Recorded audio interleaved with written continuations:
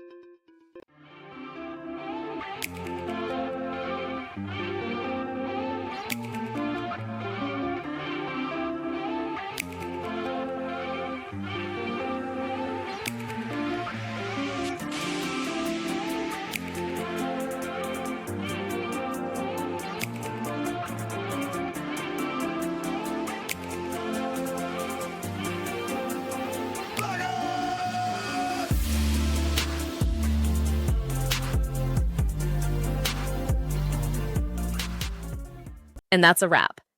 I hope you found the answer you were looking for. If you did, take a second to hit that subscribe button. It really helps out. And let me know in the comments which solution worked best for you.